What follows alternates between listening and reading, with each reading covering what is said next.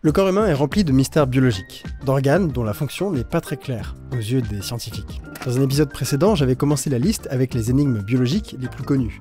Pourquoi on a des empreintes digitales, pourquoi on a des cheveux et des yeux bridés, ce genre de choses. En biologie évolutive, la fonction d'un trait biologique est ce qui est obtenu après un processus de sélection naturelle sur des milliers et des millions de générations.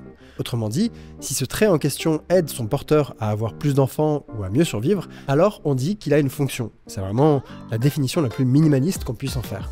Mais tout n'a pas nécessairement une fonction, une raison d'être. L'évolution des organismes est un bricolage, et parfois certains organes ou caractères biologiques persistent dans le corps des centaines de milliers d'années après avoir perdu leur utilité. Dans d'autres circonstances, ils ont une fonction, mais on ne la connaît pas encore, et dans cette vidéo, on va explorer les profondeurs de cet iceberg en découvrant des énigmes assez peu connues qui sont en chacun de nous. Une petite pause très rapide.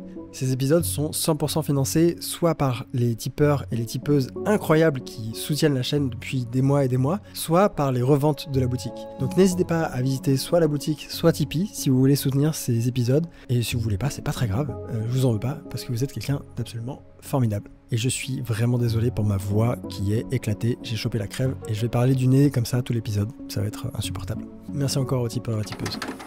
Le bâillement est peut-être le trait biologique le plus sous-coté. C'est un phénomène qui est tout simplement hallucinant et on s'en rend même pas compte. Je suis très sérieux et je me suis même demandé si j'allais pas faire un épisode entier dédié à ce réflexe, tellement c'est incroyable. Pour que vous compreniez bien, regardez rapidement ces vidéos.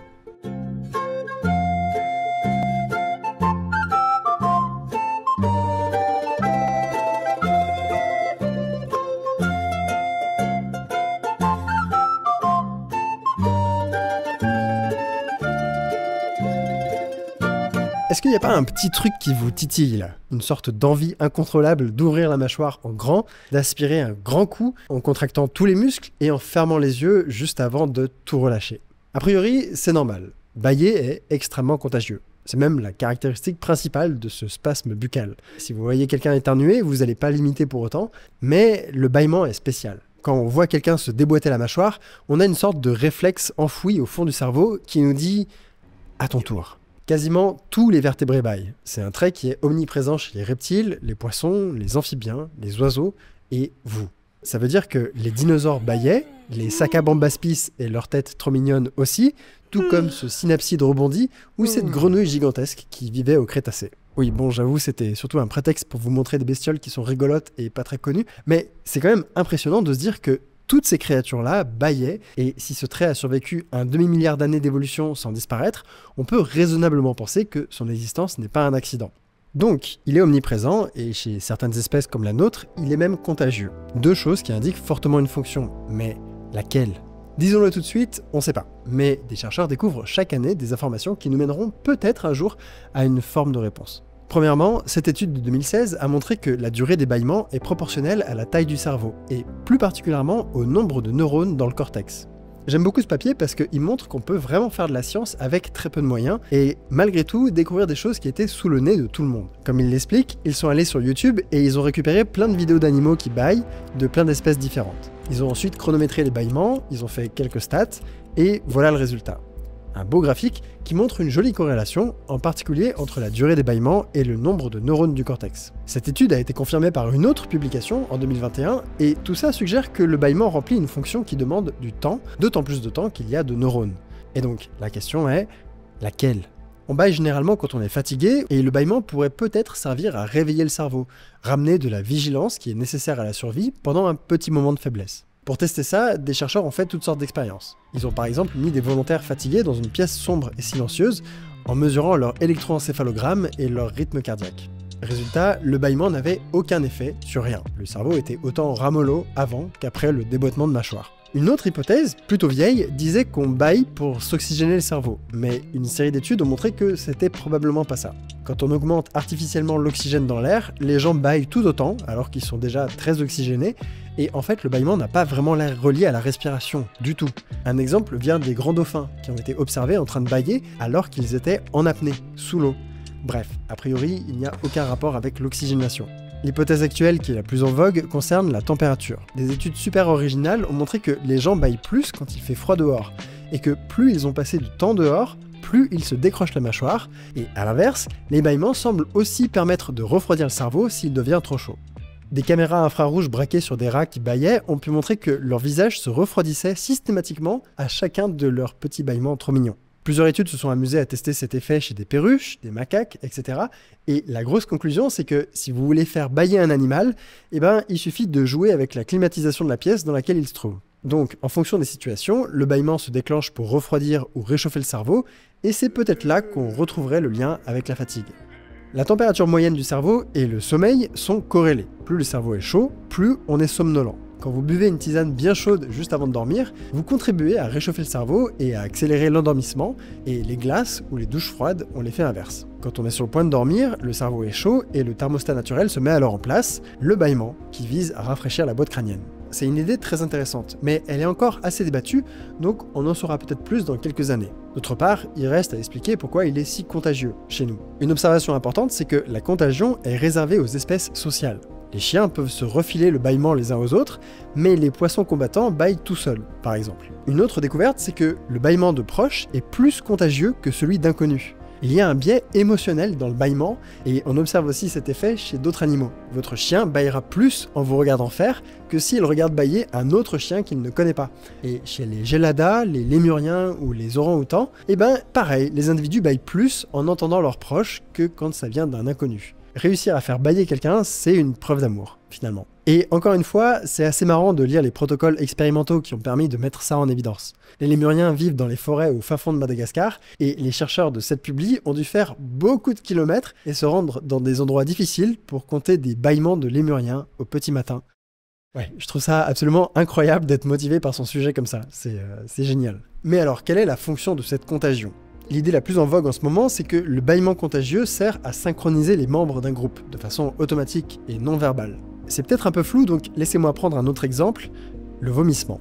Le bruit et l'odeur d'une personne qui se vidange par le mauvais orifice a quelque chose de profondément déroutant. Ça vient nous chercher aux tripes, littéralement, et ça nous donne généralement envie de les vider. Le fait que le vomissement soit contagieux est assez logique du point de vue évolutif. Si un membre de mon groupe a mangé un truc avarié, il y a de fortes chances que moi aussi, et donc il est plus sage que je m'en débarrasse également.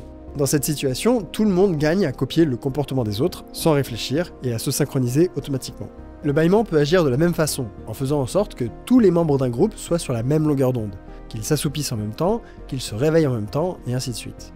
Ce type de réflexe peut améliorer la coordination à l'intérieur d'une famille, d'une meute, d'une harde, etc., et aider chaque individu à survivre. C'est donc assez logique que ce soit sélectionné au fur et à mesure des générations. C'est en tout cas ce qu'a montré une étude très récente qui a été faite sur des groupes de lions qui se déplacent et chassent mieux ensemble quand ils bâillent ensemble.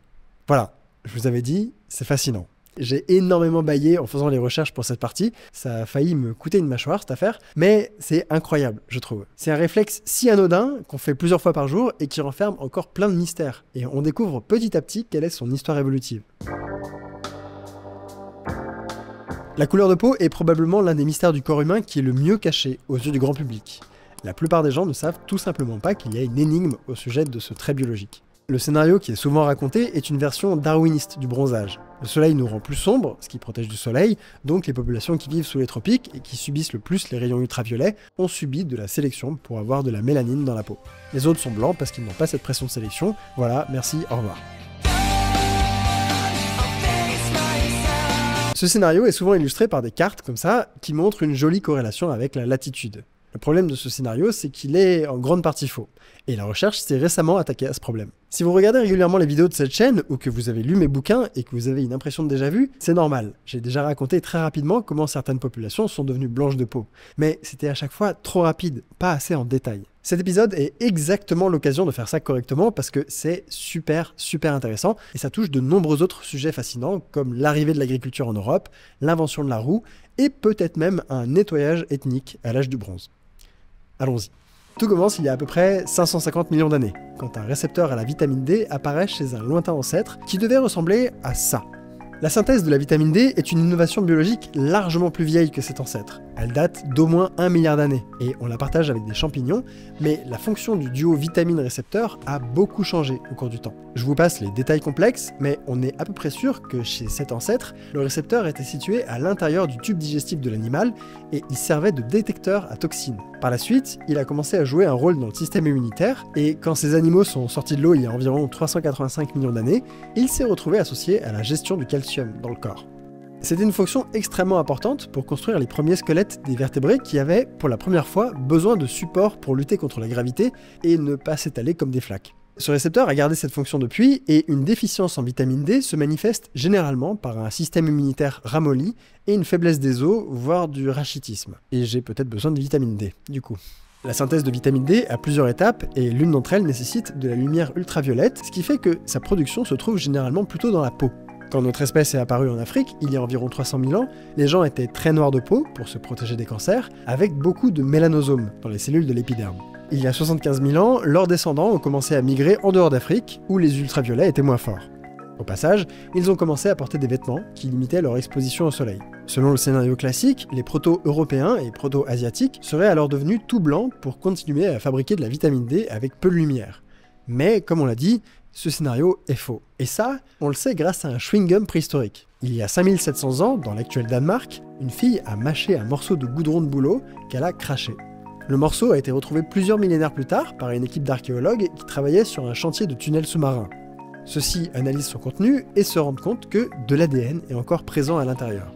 La couleur de peau est liée à de nombreux gènes, et en étudiant cet ADN, ils se rendent compte qu'il provient d'une femme, et que celle-ci était noire de peau. Totalement noire, alors qu'elle vivait en Europe du Nord il n'y a pas si longtemps. C'est très surprenant. Il s'est passé plus de 36 000 ans entre l'arrivée des premiers Homo sapiens en Europe et le moment où elle mâchait son morceau de bouleau, ce qui aurait été largement assez pour que l'évolution agisse sur la couleur de peau. D'autres restes d'Européens anciens ont été analysés depuis quelques années, dont le fameux Sheddarman, qui a un nom incroyable, je trouve. D'autres résultats pointent dans la même direction. Les premiers Européens étaient noirs. Beaucoup avaient les yeux bleus, mais leur peau était foncée, et les os de ces humains préhistoriques ne montraient aucune trace de carence qu'on observerait s'ils n'avaient pas eu assez de vitamine D au quotidien. Le scénario de la peau blanche nécessaire à la vitamine D est donc bancal, et ça pose la question de pourquoi les Européens et les Asiatiques actuels sont-ils aussi pâles ? Il y a deux grandes explications. Il y a 6-7 000 ans, des fermiers d'Anatolie, qui viennent de découvrir l'agriculture, commencent à s'étendre un peu partout en Europe du Sud et à propager leurs gènes et leur mode de vie. Ces gens-là ont une mutation sur l'un des nombreux gènes responsables de la couleur de peau, et ils sont plus clairs que les Européens de l'époque. Avec l'arrivée de cette nouvelle population, les chasseurs-cueilleurs, comme la danoise, finissent par adopter l'agriculture, et la nourriture en Europe change. Elle devient moins diversifiée, et surtout moins riche en vitamines, par rapport aux aliments qu'ils chassaient et qu'ils cueillaient auparavant. Avec moins de vitamine D dans la nourriture, la peau des Européens s'éclaircit pour permettre de la synthétiser plus facilement au soleil. Ce serait donc l'agriculture qui aurait indirectement provoqué le blanchissement de la couleur de peau. Peut-être. C'est le premier scénario possible. L'autre hypothèse est un peu plus dramatique. Quelques milliers d'années après l'arrivée des premiers agriculteurs en Europe, une deuxième vague de migration arrive. Ce peuple-là vient de la steppe pontique, loin à l'est. Ils parlent une langue proto-indo-européenne, ils amènent avec eux les chevaux, la roue et d'autres mutations sur les gènes de la couleur de peau. On les appelle aujourd'hui les Yamnaya, et ils sont fascinants. Ils ont inventé le pastoralisme nomade, un mode de vie où on suit la migration des animaux qu'on élève. Ils viennent des steppes asiatiques, ils montent des chevaux, ils se déplacent très rapidement grâce à une invention incroyable, la roue, qui leur permet de fabriquer des chariots tractés, ils boivent du lait, ce pourquoi ils ont des adaptations génétiques, et ils parlent une langue indo-européenne qui sera la base des langues maternelles de la moitié de l'humanité, quelques milliers d'années plus tard. Leur influence sur l'histoire est monumentale, et si vous êtes caucasien blanc de peau, il y a de très fortes chances que vous portiez leur gène. Mais ce qui nous intéresse ici, c'est un génocide potentiel. Les Yamnaya sont les ancêtres d'un groupe culturel nommé la culture de la céramique cordée, qui s'étendait sur une bonne partie de l'Europe centrale, et qui a lui-même engendré une autre culture qui s'étendait plus à l'ouest, dans l'actuelle France et Angleterre, la culture campaniforme. Ces classifications sont héritées de l'archéologie qui n'avait que les poteries ou les monticules que ces gens-là faisaient, mais ce que les travaux de génétique plus récents montrent, c'est que tous ces peuples étaient apparentés aux Yamnaya. Quand ils sont arrivés dans les îles britanniques, ces gens de la culture campaniforme ont remplacé les fermiers néolithiques qui étaient déjà installés là, et ça s'est probablement pas fait dans la douceur. Une étude très provocante, parue en 2018, a montré qu'en Grande-Bretagne, 90% du pool génétique des fermiers locaux a disparu en quelques siècles après l'arrivée des campaniformes. Il n'y a pas beaucoup de scénarios où 90% d'une population disparaît du registre archéologique sans une quantité phénoménale de violence, et ça suggère peut-être plus une éradication qu'un métissage tranquille dans la bienveillance. D'autres hypothèses proposent que les nouveaux arrivants ont en fait apporté la peste depuis les steppes, ce qui aurait décimé la population native, mais il faudra attendre d'autres travaux pour être sûr de quoi que ce soit. Dans tous les cas, le génome de ces gens des steppes s'est répandu comme un raz-de-marée partout en Europe, et avec eux, les gènes de la couleur de peau claire. Si on trouvait principalement des chasseurs-cueilleurs noirs il y a 6000 ans en Europe du Nord, quelques milliers d'années plus tard, il n'y avait plus que des fermiers à la peau claire. Les nomades blancs ont grand remplacé les natifs noirs en Europe. Petite anecdote pour égayer les repas de famille. Voilà, c'est cadeau. La conclusion, c'est que l'histoire de la peau claire est peut-être plus liée aux migrations qu'à la sélection naturelle. Et c'est un schéma qu'on retrouve ailleurs dans le monde, et notamment en Afrique. En Afrique australe, les San, qui vivent entre la Namibie et l'Afrique du Sud, ont une peau largement plus claire que les Bantous voisins. Une étude parue en 2018 s'est intéressée à comprendre pourquoi, en étudiant la génétique des Ngomani. Les Ngomani, je crois. J'espère que je fais pas une énorme faute d'orthographe, mais comme on dit en kwekwe, dans cette publi, les chercheurs révèlent que l'une des mutations responsables de la couleur de peau des Khoisan vient d'Eurasie. C'est exactement la même mutation qui rendait les premiers agriculteurs d'Anatolie un peu plus clairs que les autres, et ça veut dire qu'elle est passée d'Anatolie jusqu'en Afrique australe. Son itinéraire est incroyable. Les peuples du Moyen-Orient qui avaient la mutation étaient en contact avec les peuples de la Corne de l'Afrique, qui étaient eux-mêmes en contact avec les peuples de la côte Est, qui se sont eux-mêmes accoquinés avec les Khoisan il y a environ 2000 ans. En plus de la mutation, il leur aurait donné les chèvres, qui viennent donc à la base d'Afrique de l'Est et qui se sont retrouvés en Afrique australe. Cette course de relais génétique est partie d'Asie centrale et s'est terminée chez des peuples quelque part au fond du Kalahari. Je trouve ça absolument incroyable. Les Ngomani sont vraiment incroyables. La question de la peau claire est encore une question ouverte. Les chercheurs essayent notamment de savoir pourquoi les mutations qui ont émergé en Asie ont été sélectionnées et se sont répandues aussi bien, et l'histoire évolutive de ce trait est encore très étudiée. Mais voilà, je trouve que c'est assez dingue qu'un tel mystère puisse être planqué littéralement sous nos yeux sans qu'on ne s'en rende compte. J'ai totalement abusé sur la partie précédente, alors passons à un truc croustillant pour me faire pardonner, nos grosses fesses. C'est pas du body shaming, je suis sûr que votre postérieur est super chouette, mais notre espèce a un boule qui est particulièrement massif par rapport à n'importe quel autre primate. Prenez les chimpanzés. Rien. Les gibbons, que dalle. Les macaques, zéro. Nous, oui. Ce trait particulier est lié à la présence de 3 muscles, le gluteus maximus, le gluteus medius et le gluteus minimus. Le medius et le minimus sont importants parce qu'ils permettent à nos hanches de rester stables quand on marche, mais c'est vraiment le maximus qui sort du lot par rapport à nos lointains cousins. Chez les humains, le gluteus maximus est particulièrement maximus. C'est le plus gros muscle du corps et il représente 20% de la musculature de la hanche, quasiment le double de chez les chimpanzés, et il est le premier responsable de notre fessier rebondi. Chez les chimpanzés, l'attache du gluteus maximus se fait assez bas sur le bassin, ce qui les aide à grimper, et qui explique également pourquoi ils sont aussi nuls en hip thrust. Chez nous, il est attaché sur la partie supérieure de l'os iliaque du bassin, ce qui lui donne un levier suffisant pour nous faire tenir debout bien droit. Si les pieds sont bien ancrés et les jambes bien droites, quand on tire sur le gluteus maximus, ça redresse tout le buste, ce qui nous fait tenir droit. L'évolution de la posture debout et de la marche a transformé le bassin et tous les muscles qui s'y attachent, et le premier fossile qui montre une telle structure de la hanche remonte à il y a environ 2 millions d'années, et il appartenait à un Homo erectus qui vivait dans l'actuel Kenya. Ce qui veut dire que les fesses ont environ 2 millions d'années. Voilà. Encore une super anecdote à sortir au repas de famille. Cependant, la posture debout n'explique pas vraiment la taille du muscle. Le gluteus s'active assez peu quand on marche sur du plat, et il n'y a pas besoin d'un tel steak pour gambader paisiblement dans la savane.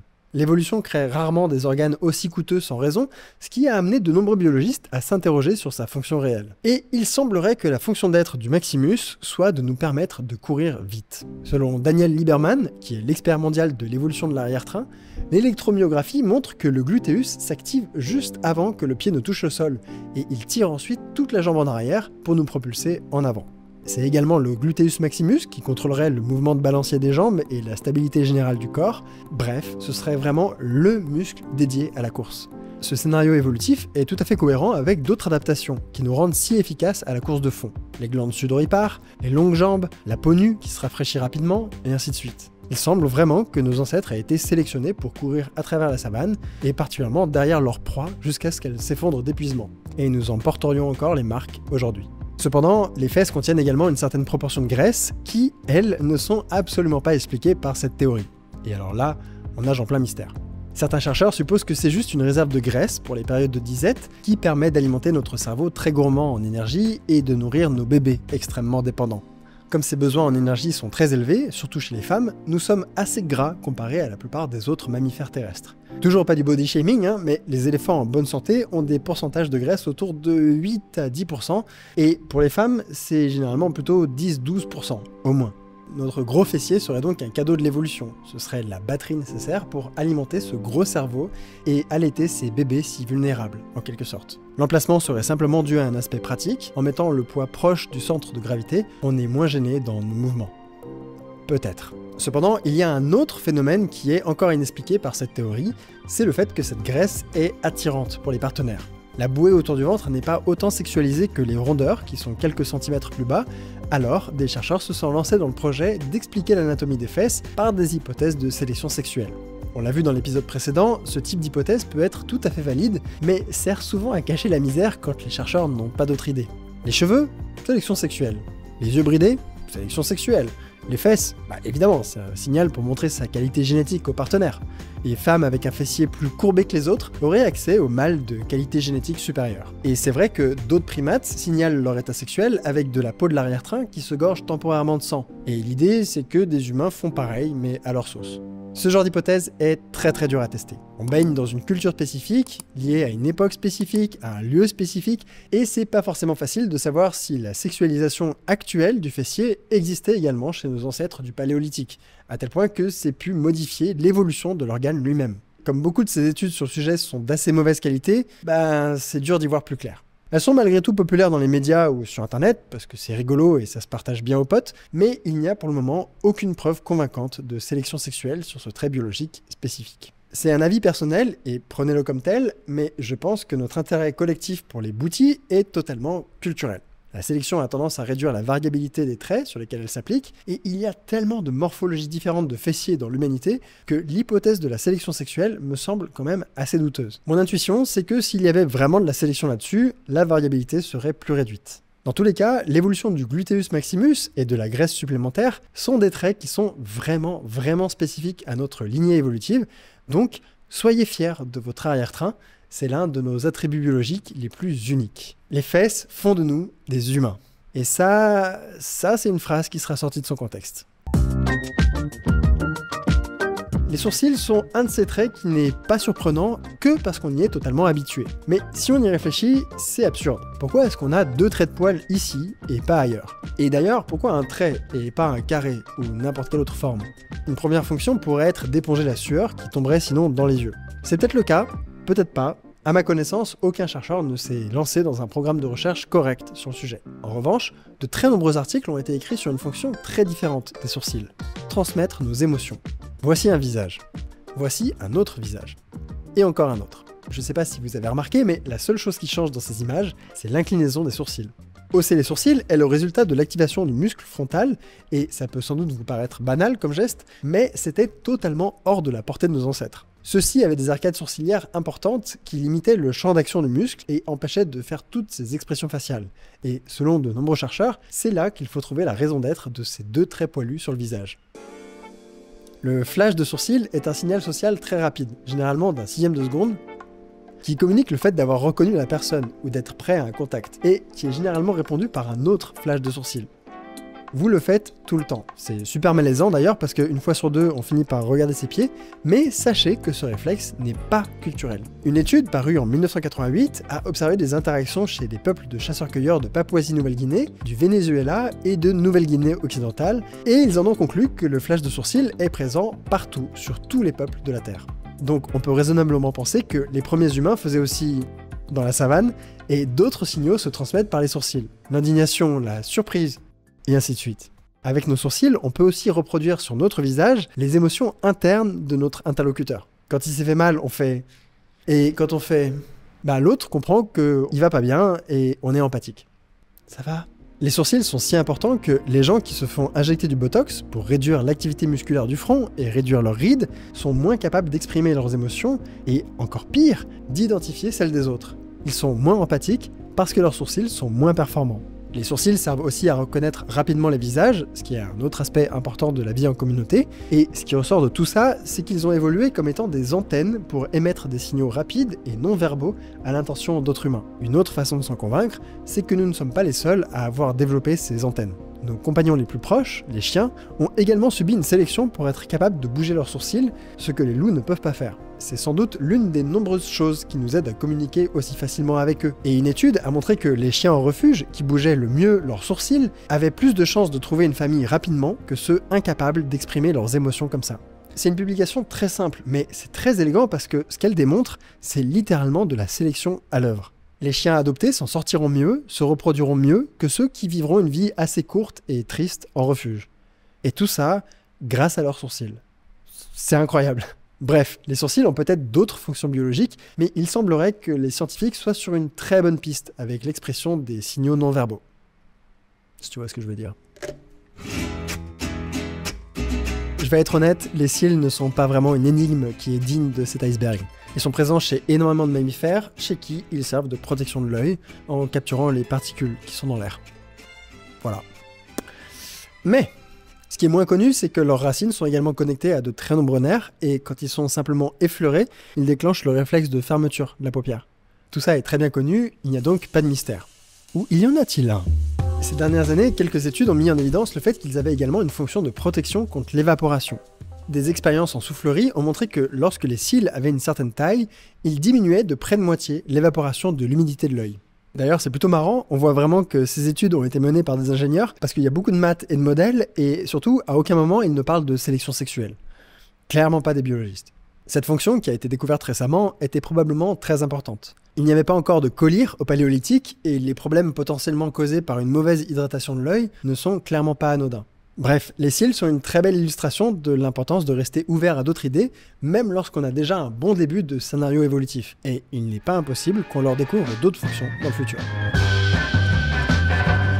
Cette chaîne est toujours démonétisée, donc profitons-en et parlons de l'origine évolutive des seins, parce que ce sont des traits biologiques qui sont uniques parmi les primates. Les glandes mammaires sont présentes chez tous les mammifères, bien sûr, mais en général, leur développement est lié à l'allaitement. De façon assez étrange, les seins des femmes humaines se développent dès la puberté, bien avant la grossesse et l'allaitement, et ils restent même après la ménopause. De nombreuses études ont essayé de voir si la taille des seins était corrélée à l'allaitement, et elles arrivent toutes à la même conclusion. Il n'y a aucun rapport entre les deux. Les femmes avec des petits seins allaitent aussi bien que celles avec des gros. Et en fait, ce résultat n'est pas surprenant si on regarde l'anatomie de l'organe. Les seins sont principalement composés de graisse qui n'est pas impliquée dans la production de lait. Celle-ci enrobe des lobules qui, eux, le sont, et le tout est maintenu en place par des ligaments dits de Cooper. Pourquoi l'évolution a-t-elle amené à la création d'un tel volume de tissu adipeux sur la poitrine si ce n'est pas pour nourrir les bébés? Et aussi, pourquoi se développe-t-il si tôt dans la vie des femmes, si longtemps avant l'allaitement? De très nombreux biologistes ont dédié des années de leur carrière pour essayer de trouver une réponse à cette question, et on peut répartir leur théorie en 3 grandes catégories. Premièrement, les seins seraient le produit de la sélection sexuelle. Ils auraient évolué sous la contrainte d'attirer les partenaires ou d'améliorer la reproduction d'une façon ou d'une autre. C'est, de loin, l'idée la plus répandue, et c'est pas une surprise parce qu'on l'apprend littéralement à l'école.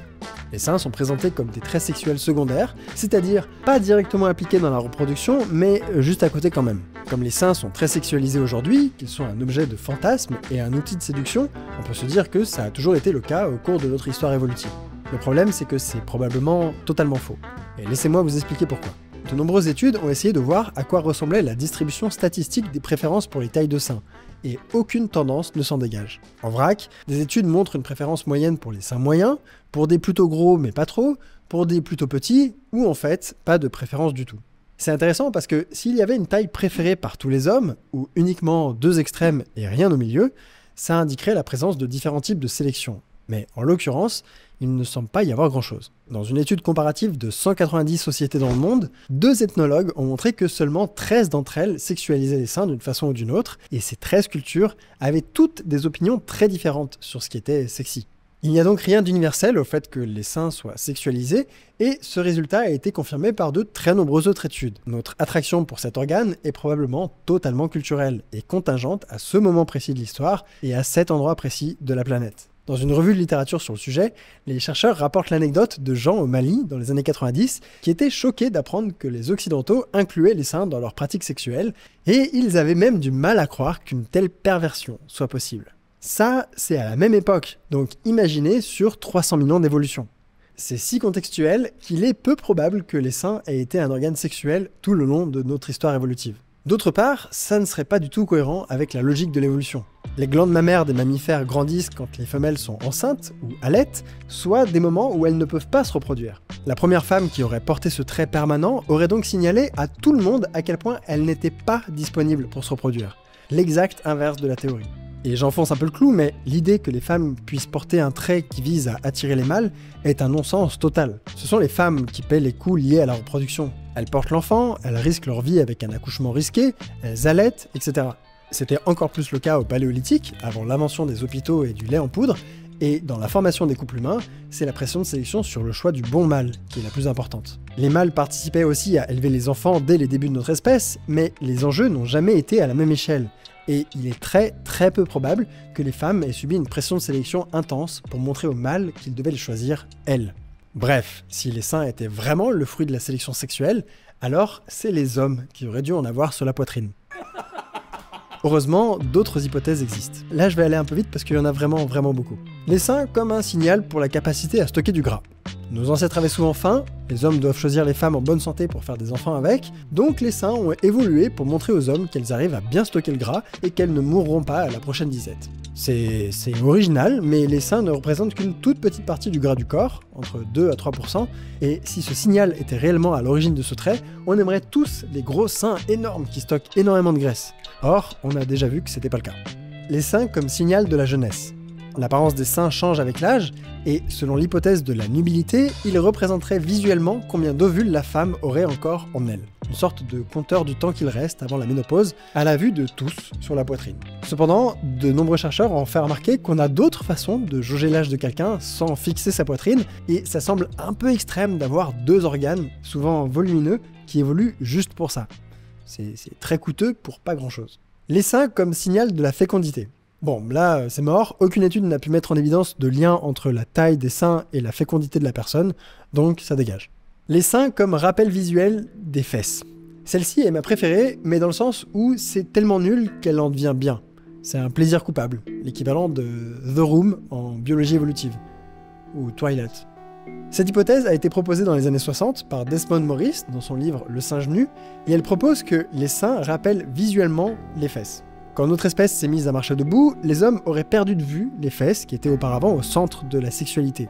Et du coup, les femmes auraient subi une évolution pour faire un rappel et les encourager à se reproduire. C'est tellement stupide que je sais même pas par quel bout le prendre. Bon, déjà, comme on l'a vu, les fesses n'existaient pas avant la bipédie, donc les seins ne peuvent pas faire un rappel de quelque chose qui n'existait pas encore. Ensuite, les seins ont vaguement la même apparence que les fesses, oui, quand ils sont dans un soutien-gorge.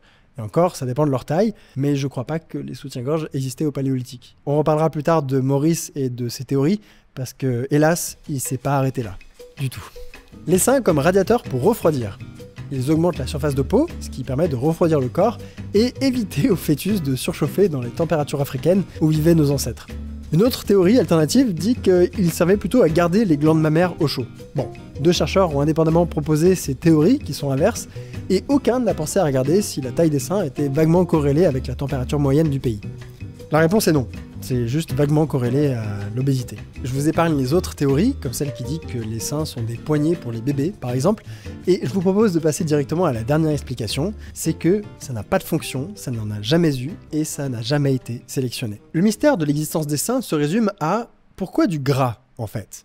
Et on sait que leur croissance est stimulée par différentes molécules, le stradiol, la progestérone, la prolactine, l'hormone de croissance, etc. Les filles qui choisissent la contraception hormonale sont très au courant de ça, puisque l'un des effets secondaires les plus courants de la pilule, c'est du gras en plus et le volume des seins qui augmente en moyenne de 20 à 25%. Chez les hommes, les seins peuvent également se développer si la testostérone est en faible concentration, et tout ça a fait dire à des chercheurs que, en fait, les seins sont peut-être juste un accident.